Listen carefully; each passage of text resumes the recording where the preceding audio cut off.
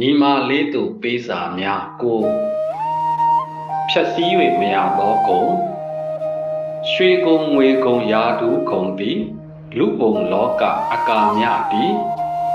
သူကညူစုမကြည်ဖြူ၍ခွာယူလို့ကခွာ၍ရရိုးကုံဖြောင်းကုံရင်ကျေးကုံသည်လူပုံလောကနှစ်သာရသည်သူကညူစုမကြည်ဖြူလဲခွာယူမရခွာမကြညီမလေးအထက်ပါဆရာစောကြီးရဲ့ကြပြာကညီမလေးတို့လိုလူငယ်တွေအတွက်ဘဝရဲ့ကြည်ရွယ်ချက်ပန်းတိုင်ကိုရှောက်လန်းနေစေယခုအချိန်မှာလိုအပ်နေတဲ့ဘဝအခေါ်အမကိုညွှန်ပြနေတယ်လို့အကိုယူဆမိတယ်လူအများစုကတာမန်လူသားတွေမို့အများစုစိတ်ဝင်စားတာကလည်းတာမန်ကိစ္စတွေကများပြီးလုပ်နေကြတာကလည်းတာမန်အပြုမှုတွေလောက်ပါပဲ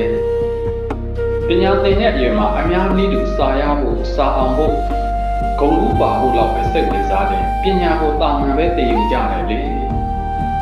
ပညာကိုတက်မြောက်အောင်သင်ယူမယ်ဆိုပြီးတာမန်လူတွေကြားမှာနေဖောက်ထွက်လာဖို့ကရှားတယ်ညီမလေးကြီးပညာရှာနေတဲ့စာဝဲဝဲအောင်ရင်ဘယ်လိုရာထူးရမယ်ဆိုတဲ့စိတ်နဲ့ပညာမသင်ပါနဲ့လားပညာလိုလားစိတ်တက်မြောက်လိုမှုတွေကသင်ယူပါရှားဖွေးပါကိုရထားတဲ့ပညာရက်ကိုကျွမ်းကျင်လာရင်ပညာရှင်ဖြစ်တဲ့ညီမလေးတွေရာထူးကုန်ဆိုတာစင်သစ်ရှိနေမှာပါညီမလေးလူတိုင်းပြောနေတဲ့လူသားချင်းဆိုတာလှည့်စားမှုလိမ်ညာမှုမရှိတာကိုပြောတာပါအခြားသူများအပေါ်ပို့ထက်တာမနာလိုစိတ်မရှိသလိုသူတို့ကိုဒုက္ခရောက်လို့စိတ်လည်းမရှိဘူးချုပ်လိုက်ရင်စိတ်ကောင်းထားခြင်းပေါ့နောက်ဒီအနေတိုင်းရိုးသားရမယ်ခင်မဆန်ရဘူးဒါပေမဲ့ခင်ပြီးရမယ်ခင်ဆန်တယ်ဆိုတာကိုယ့်ရဲ့ဝတ်စားစင်ရင်မှုကြောင့်ရှက်ရစေတာမျိုးနဲ့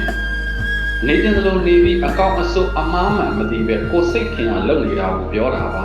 အစိုးဆုံးကကိုယ်ပိုင်ရင်ကျင်းမှုကိုမသိတာပါခင်မိတယ်ဆိုတာခင်နဲ့လျော်တဲ့အသိပညာအတတ်ပညာတွေနဲ့ပြည့်စုံရမယ်ကိုပြောတာပါရိုးသားတာကအားတာမဟုတ်ဘူးနော်